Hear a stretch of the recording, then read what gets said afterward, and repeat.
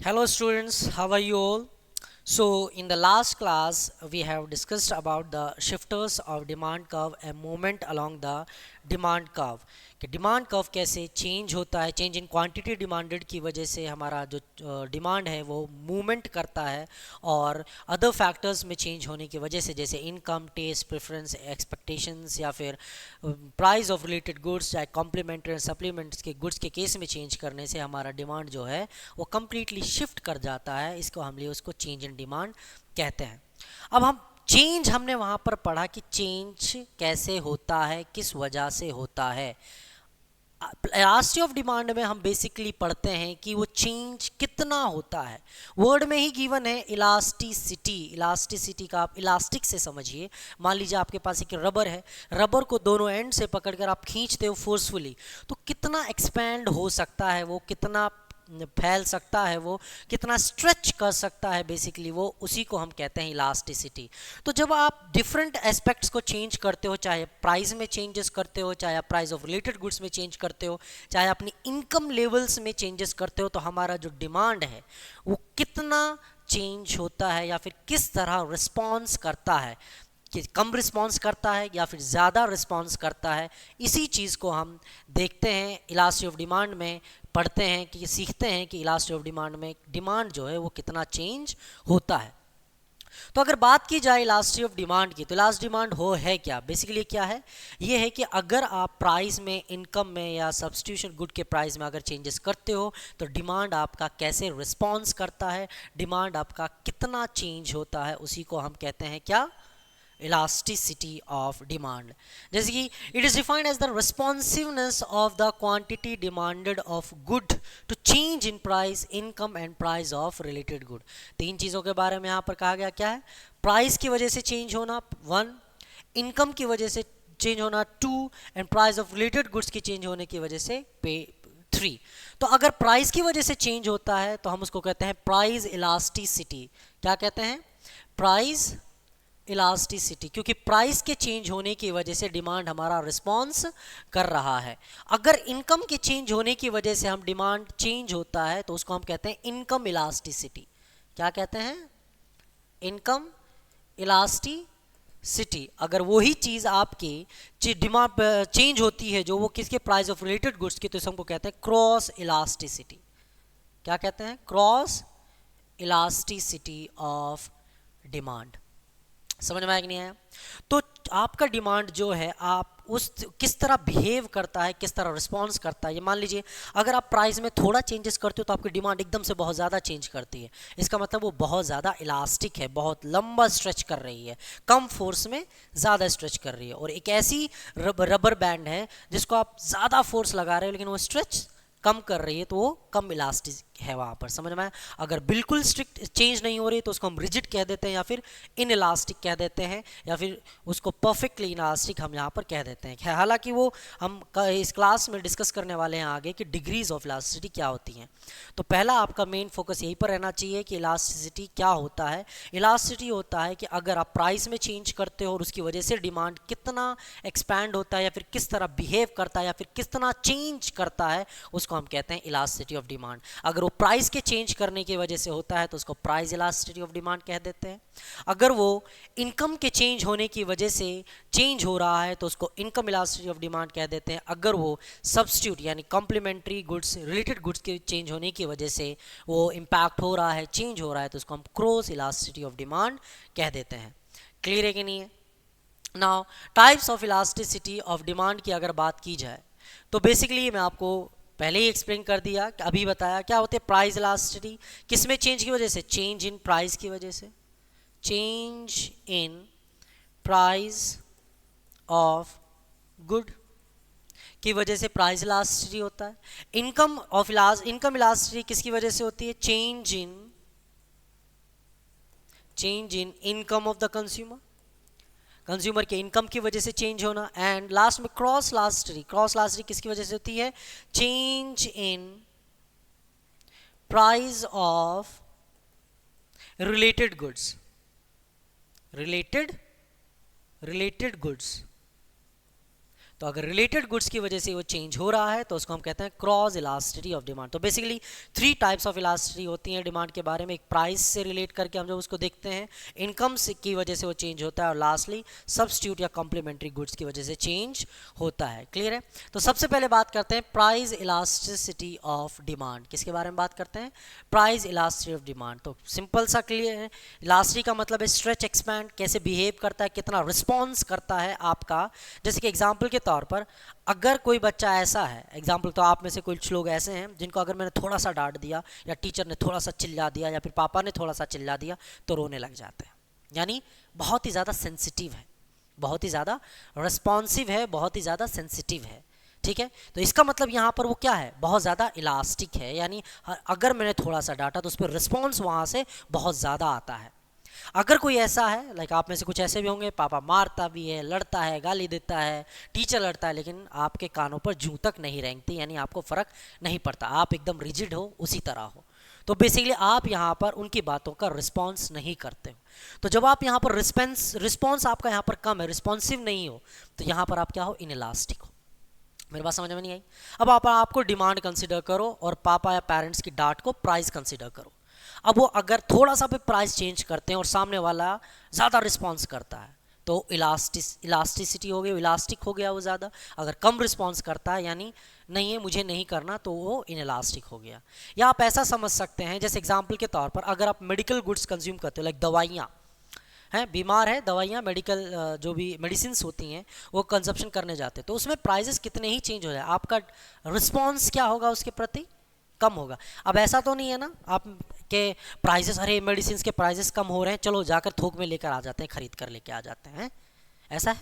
ऐसा नहीं करते ना, बिकॉज वो ऐसा नेसेसिटीज़ में आ जाता है कि अगर आपको चाहिए, रिक्वायरमेंट है, तो नीड के हिसाब से आप वो कितना ही प्राइस हो आप उसमें उसको खरीदते हो। तो वहाँ पर आप प्राइस जो है उन गुड्स के लिए रिस्पॉन्सिव नहीं है, यानी गुड्स की जो डिमांड है उस प्राइस पर रिस्पॉन्स कम करती है, उस पर रिस्पॉन्स नहीं करती है। समझ में? तो यहाँ पर वो क्या हो गई, इनइलास्टिक हो गई। समझ में आया कि नहीं आया? अब मान लीजिए कपड़ों की सेल लगी हुई है, वहाँ पर प्राइसेस एकदम से डाउन हो गए ब्रांडेड कपड़ों के ऊपर, तो आप लोग क्या करोगे, ज़्यादा क्वांटिटी में खरीदने चल जाओ। तो यहाँ पर क्या है, यहाँ पर उस गुड की डिमांड जो है प्राइस से ज़्यादा रिस्पॉन्स कर रही है, तो यहाँ पर वो ज़्यादा इलास्टिक है। आई थिंक क्लियर हो गया होगा आपको। तो देख लेते हैं, price elasticity of demand is a measure of how much the quantity demanded, how much the quantity demanded of a good responds to change in the price of that good।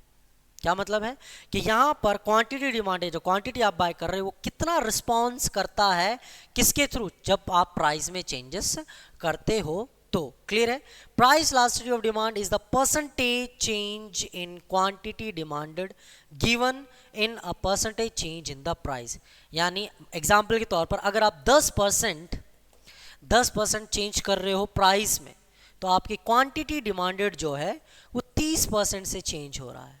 तो इसका मतलब यहाँ पर ये क्या है, ये इलास्टिक है। क्या है, इलास्टिक है, क्योंकि परसेंटेज प्राइस कम है चेंज और क्वांटिटी डिमांड में परसेंटेज चेंज जो है वो ज़्यादा है, तो ये क्या है, इलास्टिक है। अगर यही कम हो जाता है, एग्जाम्पल के तौर पर मान लीजिए प्राइस में चेंज जो है वो आपका 10% है, लेकिन जो क्वांटिटी डिमांड कर रहे हो वो आपका ओनली 3% हो रहा है, तो इसका मतलब है यहाँ पर प्राइस के चेंज करने से रिस्पॉन्स कम मिल रहा है डिमांड में, वो कम चेंज हो रहा है, तो इसको हम कहेंगे इनइलास्टिक।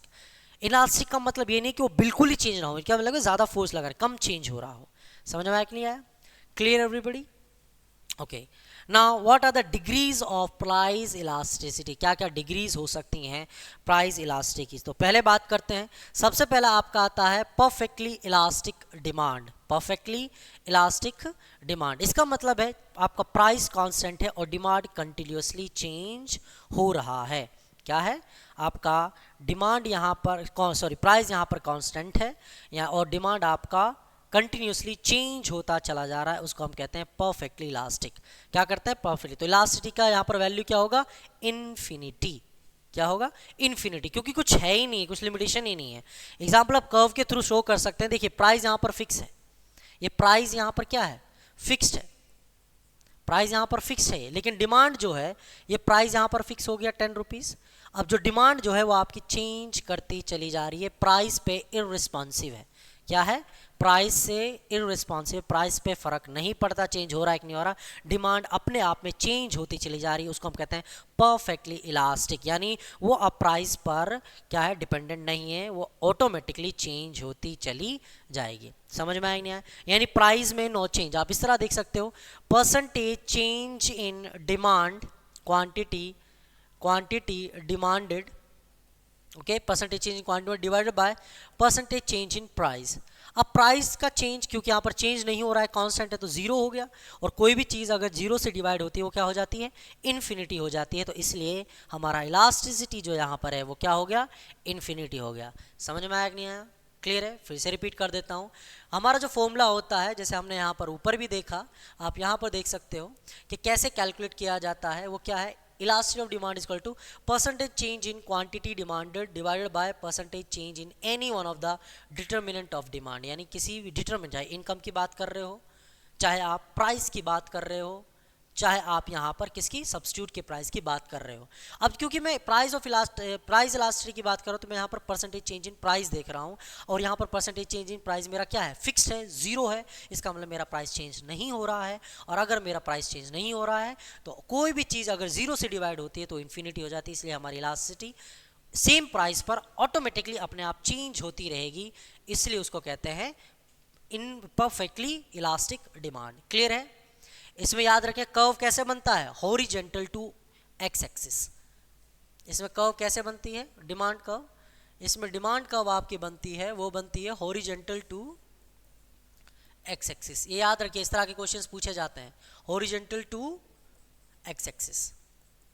ओके, कैसे बनती है, हॉरिजेंटल, एक्स एक्सिस के हॉरिजेंटल बनती है किसी भी, जब वो परफेक्टली इलास्टिक, और वो परफेक्ट इलास्टिक की डिग्री क्या होती है, इन्फिनिटी हो गया। इसका मतलब है प्राइस यहाँ पर फिक्स्ड है, percentage change in price is equal to zero, and percentage change in quantity demand is continuously changing, तो वो क्या हो जाता है, हमारा इन्फिनिटी आंसर आ जाता है। तो degree of elasticity perfect elastic में कितनी होती है, इन्फिनिटी होती है, और कर्व कैसे ड्रॉ होती है, हॉरिजेंटल टू एक्स एक्सिस। बात करते हैं next, perfectly in elastic. Perfectly elastic का मतलब होता है कोई चेंज नहीं, कुछ भी कर लो, कितना ही प्राइस में चेंजेस कर लो, डिमांड एज इट इज़ उतनी ही रहेगी, फर्क नहीं पड़ेगा। एग्जाम्पल के तौर पर मेडिसिन। अब मेडिसिन की डिमांड जो है वो प्राइस से रिलेट नहीं करती है। मेडिसिन, भाई आपकी तबीयत खराब हो गया, आप बीमार हो गए, तभी तो मैं दवाई लूँगा। आप ऐसा भी करते हो कि अरे मार्केट में दवाइयाँ सस्ती मिल रही हैं, फ्री में मिल रही है, चलो दवाई लेकर आ जाते हैं, खा लेते हैं, पी लेते हैं, ऐसा करते हो क्या? ऑब्वियसली नहीं करते हैं, है कि नहीं? वो तो रिक्वायरमेंट के हिसाब से है ना, बीमार हो तो दवाई लोगे, अदरवाइज नहीं लोगे। अगर बीमार हो, चाहे वो एक टैबलेट 100 रुपये की आ रही हो, आप तब भी ले लोगे। अब अगर आपको बीमार नहीं है तो वही टैबलेट चाहे 1 रुपये की एक मिल रही हो, क्या आप ले लोगे? ऑब्वियसली हम वो परचेज नहीं करेंगे। तो इस तरह के केसेस में बेसिकली जो डिमांड है वो चेंज नहीं होती है, वो एकदम रिजिड रहती है, तो उस की तरह उसको हम कह देते हैं परफेक्टली इनइलास्टिक डिमांड। याद रखना, जिसमें डिमांड कर्व रिजिड रहती हो, डिमांड रिजिड होती है, चेंज नहीं करती हो, कोई रिस्पॉन्स नहीं करती हो प्राइस से रिलेटेड, उसको हम कहते हैं परफेक्टली इनइलास्टिक डिमांड। और जिसमें अपने आप ही चेंज हो रहे हो, प्राइस सेम रखो, वहाँ पर परफेक्टली इलास्टिक हो जाता है। क्लियर है? तो परफेक्टली इलास्टिक में कर्व देखो वर्टिकल बनती है, क्या बनती है, वर्टिकल कर्व बनती है। मान लीजिए कर्व है वर्टिकल, ये डिमांड कर्व मेरी, क्वांटिटी डिमांड कर्व है। अब मैं प्राइस कोई भी चेंज करूं, क्या मेरी डिमांड में कोई फ़र्क पड़ रहा है? मेरा डिमांड एज इट इज़ वही के वही है, तो इसलिए ये मेरा क्या है, परफेक्टली इनइलास्टिक है, एकदम रिजिड है। और अगर इस पूछा जाए कैसे रहता है, वर्टिकल टू एक्स एक्सिस, क्या रहता है, वर्टिकल टू एक्स एक्सिस। याद रखिए, perfectly elastic horizontal to x axis से रहता है, और perfectly elastic vertical to x axis रहता है। क्लियर है? और डिग्री क्या होती है, जीरो होती है। क्यों? क्योंकि डिमांड में कोई चेंजेस नहीं आ रहे हैं। हम जैसे कैलकुलेट करते हैं यहाँ पर, जैसे यहाँ पर आप कैलकुलेट करते हो percentage change in quantity demanded divided by percentage change in price, ऐसे निकालते हैं हम प्राइस इलास्टिसिटी, यही है ना। तो अगर मैं प्राइस को यहाँ पर चेंज करूँ कुछ भी, लेकिन मेरा ऊपर का क्या रहेगा, जीरो ही रहेगा, क्योंकि क्वांटिटी डिमांडेड तो चेंज हो ही नहीं रही है। तो कोई भी चीज़ अगर जीरो को आप किसी भी नंबर से डिवाइड करो, चाहे यहाँ पर मैं 1000 लूँ चाहे 100 लूँ, तो क्या मेरा चेंज होता है, क्या मेरा वैल्यू चेंज होती है? नहीं, वो हमेशा जीरो ही रहेगी। इसलिए यहाँ पर डिग्री ऑफ इलास्टिसिटी क्या रहेगा आपका, जीरो रहेगा। आगे की बात करते हैं, 2 डिग्रीज हो गई हमारी। 1 डिग्री परफेक्टली इलास्टिक जिसका इन्फिनिटी था वैल्यू और वो हॉरिजॉन्टल रहती थी एक्स एक्सिस के। दूसरा आपका है परफेक्टली इनइलास्टिक जहाँ पर डिग्री उसकी 0 होती है इलास्टिसिटी की, जिसमें आपका डिमांड कर्व जो है वो वर्टिकल टू एक्स एक्सिस रहता है। थर्ड है हमारा यूनिटरी इलास्टिक। यूनिट का मतलब होता है 1, तो 1 का मतलब है कि इक्वल चेंज। क्या मतलब है? इक्वल चेंज, यानी जितना आपने यहां पर चेंज किया, जितना आपने यहां पर चेंज किया उतना ही यहां पर चेंज हो रहा है। क्लियर है? इसको हम कहते हैं बेसिकली, इसको हम कहते हैं बेसिकली क्या? आपका परसेंटेज चेंज इन डिमांड, जहां पर percentage change in quantity demanded equal हो परसेंटेज चेंज इन प्राइस। ठीक है, जितना प्राइस में चेंज हुआ हो उतना ही आपके क्वांटिटी में चेंज हुआ हो। जैसे एग्जांपल के तौर पर यहाँ पर देखिए, ये था प्राइस था मेरा, पहले प्राइस 1 था मेरा 10 और मेरा क्वांटिटी डिमांडेड थी 100। मेरा प्राइस 2 हो गया कितने का, लाइक 20 का, और मेरा क्वांटिटी डिमांडेड हो गया 200 का। तो परसेंटेज चेंज अगर कैलकुलेट करो तो यहाँ पर परसेंटेज चेंज कितने का, सॉरी यहाँ पर प्राइस का अगर देखो तो परसेंटेज चेंज कितने का, 100%। और इसी तरह अगर मैं क्वांटिटी डिमांडेड देखूँ तो मेरा परसेंटेज चेंज कितने का, 100%। तो दोनों इक्वल, तो दोनों equal, percentage change in quantity demanded divide by percentage change in income, दोनों इक्वल हैं, दोनों कैंसिल आउट हो जाएंगे, तो आपका इलास्टिसिटी क्या रहेगा, 1 रहेगा। समझ में आ गया? इसका मतलब है दोनों में इक्वल चेंज हो रहा हो। तो नेक्स्ट है हमारा हाईली इलास्टिक और रिलेटिवली इलास्टिक। इसकी वैल्यू अगर 1 से ज़्यादा हो,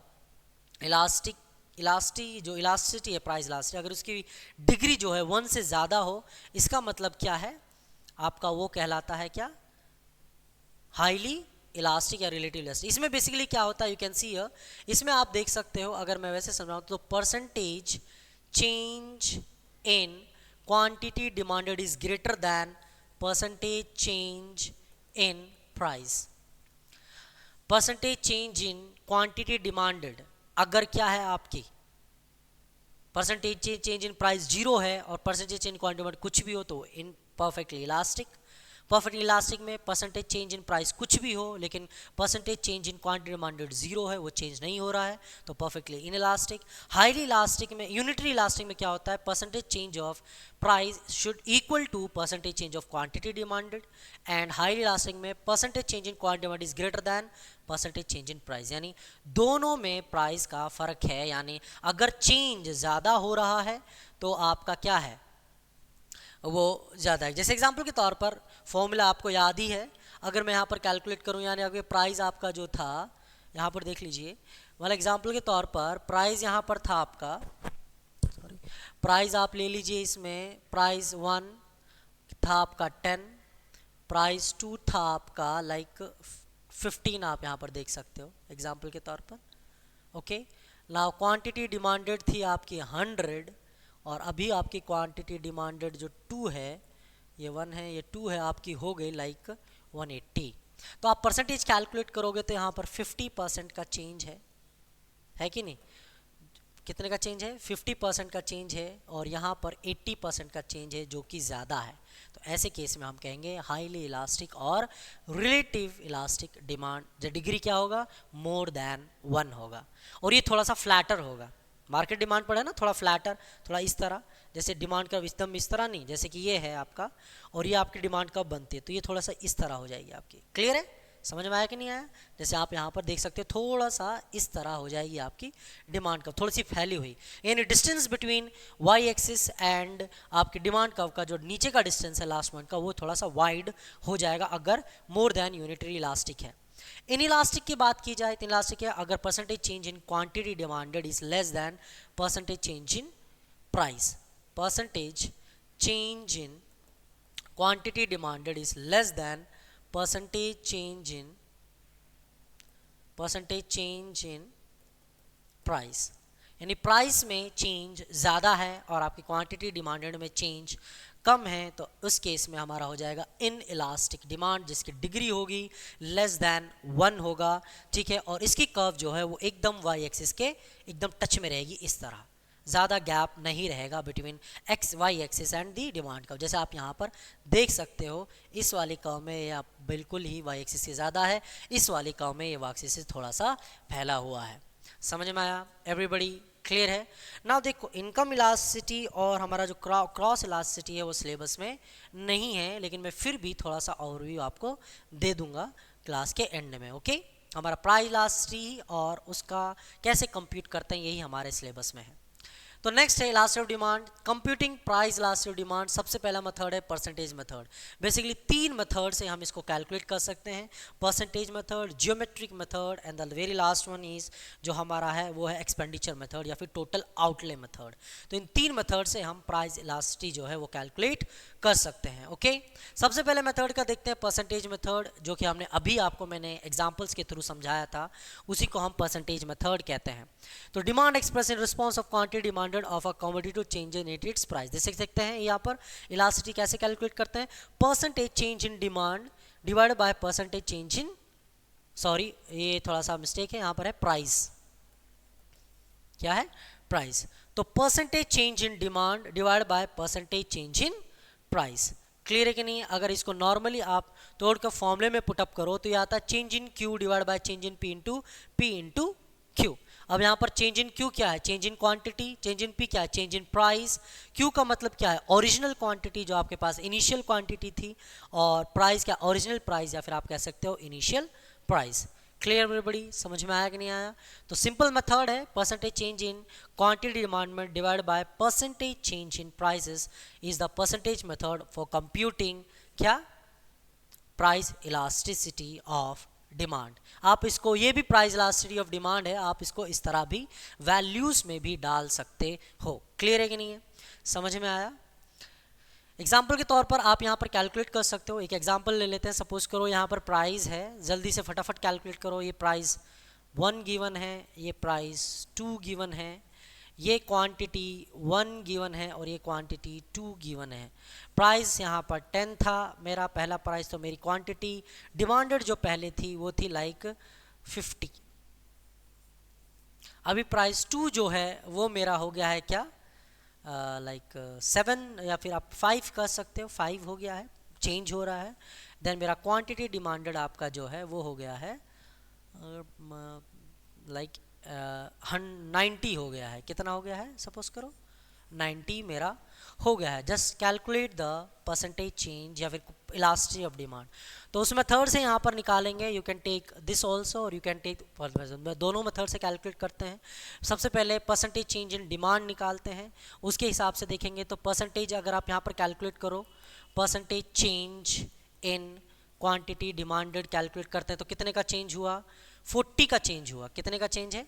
40 का चेंज हुआ। तो 40 डिवाइड बाय इनिशियल 50 इंटू 100, तो टोटल चेंज मेरा 50 से 50 कैंसिल आउट, 2 टाइम्स 80 आ गया। कितना आ गया? 80%। अगर इसको calculate percentage change in price अगर कैलकुलेट किया जाए तो कितना आ जाएगा? मेरा कितने का चेंज हुआ है? -5 का चेंज हुआ है, यानी चेंज देखोगे सिर्फ आप 5 का चेंज हुआ है, डिवाइडेड बाय कितना? इनिशियल 10, तो मेरा चेंज जो हुआ है इंटू 100 वो कितने का हुआ है? 50% का चेंज हुआ है। ऑब्वियसली बात है, यहाँ पर माइनस साइन जो है वो सिर्फ डायरेक्शन बताता है कि ऊपर की तरफ इंक्रीज हुआ है कि डिक्रीज हुआ है। ओके, तो आप कैलकुलेट कर सकते हो। तो यहाँ पर हम अगर कैलकुलेट कर सकते हैं इस फैमिली में मेरा इलास्टिसिटी, तो कैसे निकलेगा? Percentage change in demand that is 80 divided by percentage change in price that is 50। तो मेरा आंसर यहाँ पर कुछ आ जाएगा, कितना आ जाएगा? 5 1 5, 3.6 ये आ गया। तो आप 1.6 है। अब बता दिए डिग्री क्या है यहाँ पे इलास्टिक से, आप बताएंगे क्या डिग्री है? परफेक्ट इलास्टिक है क्या? परफेक्ट इलास्टिक में क्या होता है? इन्फिनिटी। परफेक्ट इलास्टिक में डिग्री क्या होती है? 0। हायर इलास्टिक में मोर देन 1। तो ये क्या है? मोर देन 1 है, तो यहाँ पर ये क्या है? हाईली इलास्टिक है। क्या है? हाईली इलास्टिक है। इलास्टिक है यहाँ पर हमारे। अगर लेस देन 1 होता तो इन इलास्टिक होता, ठीक है, और अगर 1 होता तो यूनिट इलास्टिक होता। समझ में आया कि नहीं आया? क्लियर है? अगर आप इसको इस फॉर्मूले से पुटअप करना चाहते हो तो इस फॉर्मूले से भी हम इसको कैलकुलेट कर सकते हैं। चेंज इन क्यू कितना? -5, okay, divide by change in P, sorry ये चेंज इन पी था -5 और चेंज इन क्यू कितना था हमारा? वो था 40 का। तो आप इस तरह लिख लीजिए, सॉरी आप इस तरह लिख लीजिए 40 मल्टीप्लाई, ठीक है, P कितना है मेरा इनिशियल 10 डिवाइड बाय मेरा Q कितना इनिशियल 50, तो कैंसिल आउट करेंगे, ये कट जाएगा 5 टाइम्स और 5 में कटेगा 8 टाइम्स, तो मेरा आ गया 8 डिवाइड बाय 5 बेसिकली। अगर इसको आप कैलकुलेट करो तो सेम थिंग यहाँ पर आ रहा है, तो सिर्फ ये माइनस साइन डायरेक्शन शो करता है, ये याद रखिएगा, ये माइनस प्लस का कॉन्सेप्ट नहीं है, सिर्फ डायरेक्शन शो करता है, तो यहाँ पर आपका 1.6 ही आएगा। क्लियर एवरीबॉडी, समझ में आया कि कैसे कैलकुलेट किया जाता है, ठीक है। नेक्स्ट क्लास में हम कुछ क्वेश्चंस भी प्रैक्टिस करेंगे, डोंट वरी। नेक्स्ट मेथड है हमारा जियोमेट्रिक मेथड। जियोमेट्रिक मेथड या फिर कर्व मेथड या फिर आर्क मेथड भी इसको कहते हैं। क्या कह सकते हैं? Arc method.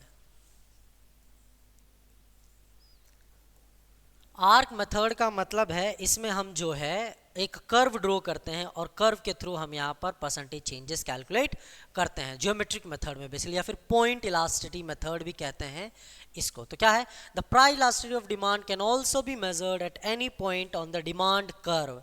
डिमांड कर्व के पॉइंट की वजह से निकाल सकते हैं। The demand curve is linear, straight line होगी, it has a unitary elastic at the mid point, the total revenue is maximum at this point. Clear है? अब देखते हैं इसको एग्जाम्पल के तौर पर, देखिए measurement of prices, geometric method और point elastic method along a linear curve. ये कर्व गिवन है आपकी, as you can see here, ठीक है, यहाँ पर गिवन है। तो इलास्टिसिटी ऑफ डिमांड की अगर हम बात करते हैं, किसकी बात करते हैं बेसिकली? अगर इलास्टिसिटी ऑफ डिमांड की हम यहाँ पर बात करते हैं तो यहाँ पर आप निकाल सकते हैं इलास्टिसिटी डिमांड पॉइंट्स को काउंट, मिड पॉइंट को हम चेकआउट करेंगे और मिड पॉइंट से निकालेंगे। जैसे कि सबसे पहला आप लोगोगे D and G and D and A, तो आप कैसे लिख सकते हो? पहला निकालने के लिए D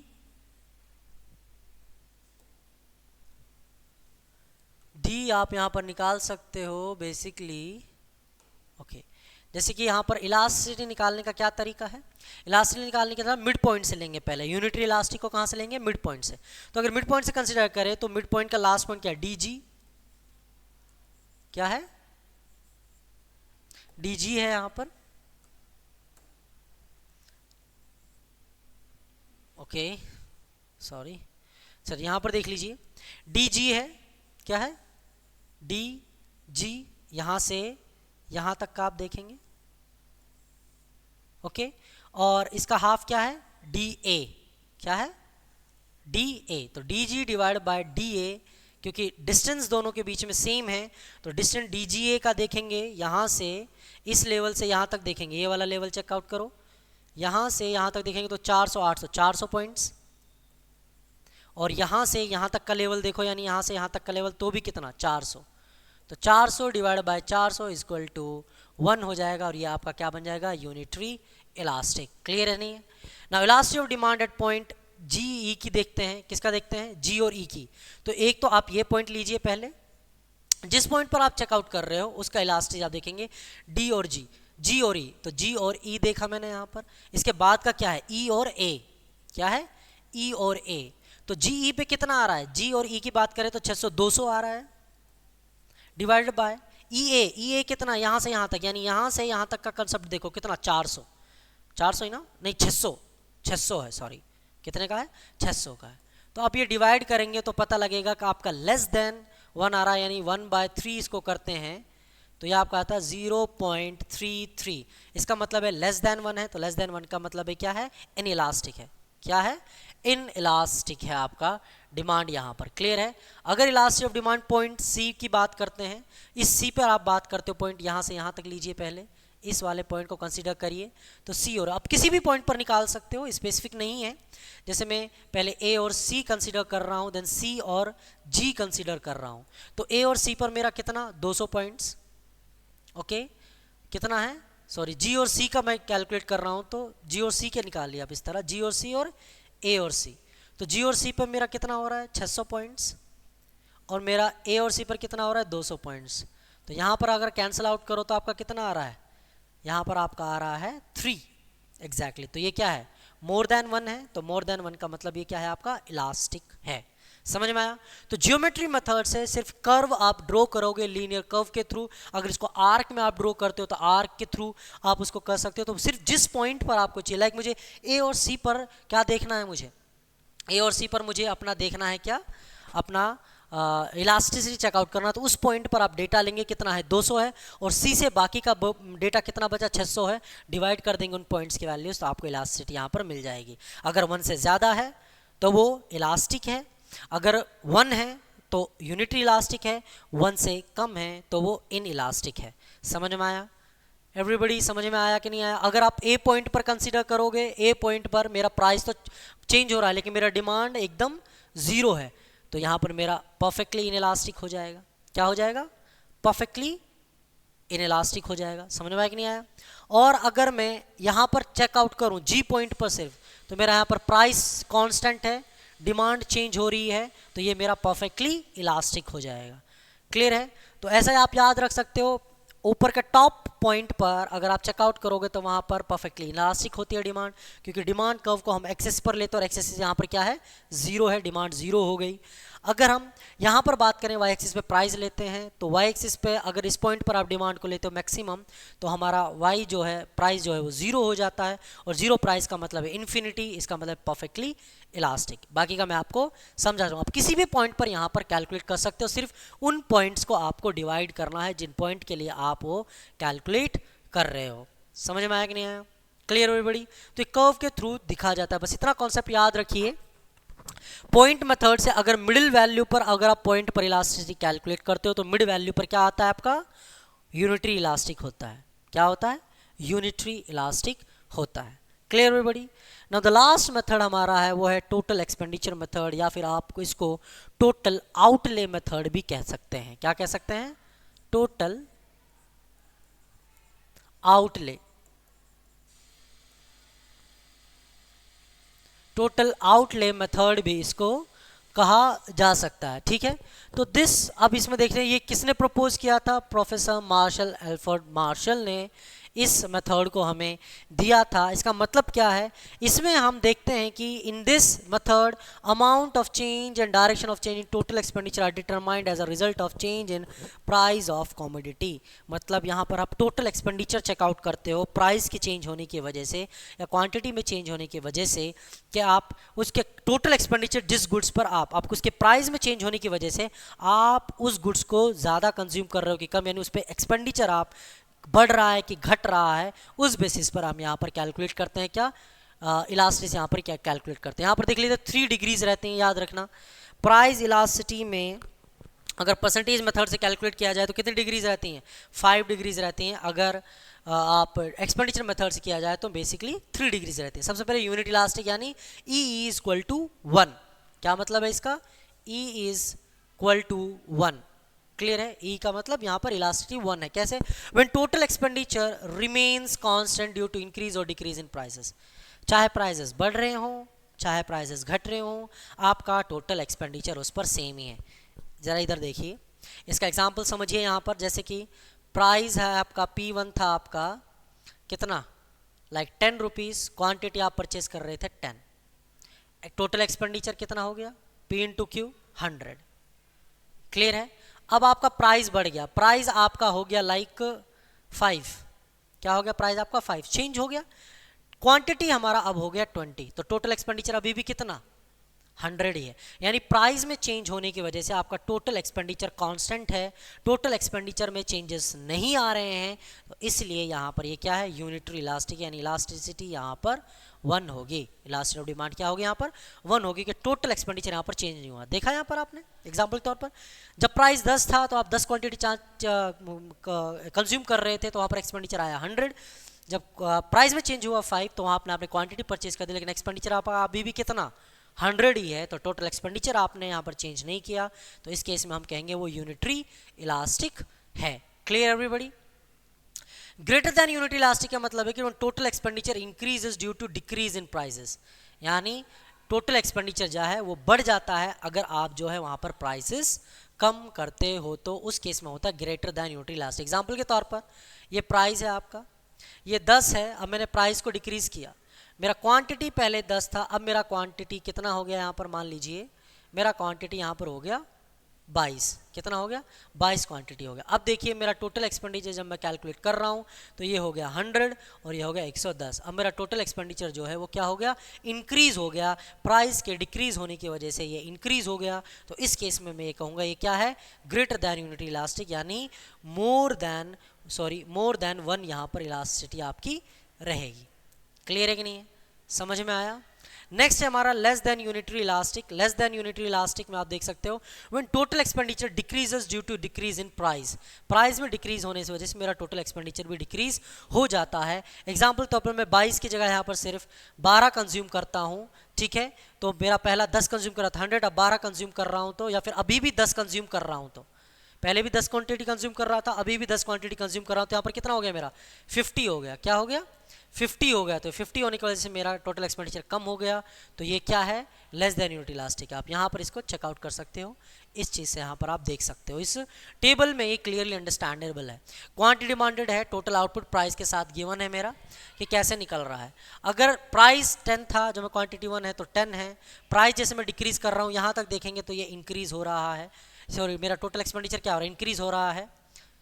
इंक्रीज हो रहा है, डिक्रीज हो रहा है? यहाँ मेरा टोटल एक्सपेंडिचर राइज कर रहा है प्राइस के राइज से, तो मेरी इलास्टिसिटी क्या होती है? रिलेटिवली इलास्टिक होगा, क्योंकि ये प्राइस के डिक्रीज होने की वजह से मेरा टोटल एक्सपेंडिचर जो है फॉल नहीं कर रहा है बल्कि इंक्रीज हो रहा है। Sorry, okay. और यहाँ पर ये क्या हो रहा है? डिक्रीज हो रहा है, तो ये इलास्टिक होगा। इस वाले केसेस में हम देखें, इस वाले केसेस में तो चेंज, प्राइस पे चेंज होने की वजह से मेरा जो क्वांटिटी डिमांडेड है वो चेंज नहीं हो रहा है प्राइस के चेंज करने की वजह से। 6 से 5 वाले की मेरा क्वांटिटी एज इट इज़ है 30-30, तो अनचेंज है। अनचेंज में यूनिटरी इलास्टिक रहेगा। क्या रहेगा? अनचेंज में यहाँ पर आपका यूनिटरी इलास्टिक रहेगा। और अगर प्राइस चेंज होने की वजह से मेरा जो टोटल क्वांटिटी है वो क्या हो जाता है? कम होने लगता है, डिक्रीज होने लगता है, तो वहाँ पर वो क्या होगा? रिलेटिवली इनइलास्टिक होगा। बस इतना ही याद रखना, आपको ज़्यादा डीप में जाने की ज़रूरत नहीं है। टोटल एक्सपेंडिचर मेथड में अगर प्राइस के डिक्रीज होने की वजह से आपके टोटल एक्सपेंडिचर पर फर्क ना पड़े, अनचेंज है, तो वो क्या है? यूनिट इलास्टिक है। अगर प्राइस के डिक्रीज होने की वजह से आपका टोटल एक्सपेंडिचर बढ़ रहा है तो वो इलास्टिक है, रिलेटिवली इलास्टिक है। अगर आपका प्राइस कम होने की वजह से टोटल एक्सपेंडिचर घट रहा है, डिक्रीज हो रहा है, तो वो इनइलास्टिक है। आई hope you have understand the basic concepts of क्या है आपका प्राइस इलास्टिसिटी, कैसे कैलकुलेट किया जाता है, क्या होता है, ये सारी चीज़ें हम डिस्कस कर चुके हैं। समझ में आया कि नहीं आया? तो यही आपके सिलेबस में था बेसिकली कि प्राइस इलास्टिसिटी ऑफ डिमांड क्या है, उसकी डिग्रीज क्या हैं, टाइप्स ऑफ इलास्टिसिटी क्या है, और कैसे प्राइस इलास्टिसिटी को कैलकुलेट किया जाता है, यही आपके सिलेबस में था। हालांकि इनकम इलास्टिसिटी और आपका जो कॉम्प्लीमेंट्री या फिर सब्स्टिट्यूट गुड्स या फिर क्रॉस इलास्टिसिटी वो आपके सिलेबस में नहीं है पढ़ने के लिए, तो इसलिए वो रिक्वायर्ड भी नहीं है COT एग्ज़ाम के लिए। समझ में आया? तो I hope you have understand the price elasticity of demand curve के बेसिस पर, परसेंट डिमांड के बेसिस पर, उसका जियोमेट्रिक मेथड के बेसिस पर टोटल एक्सपेंडिचर में से कैसे रिलेट करता है। Clear everybody? तो in the next class we will discuss some question answers on demand topic, और उसके बाद हम अपना इंडियन इकोनॉमिक डेवलपमेंट स्टार्ट करेंगे। Okay students, thank you.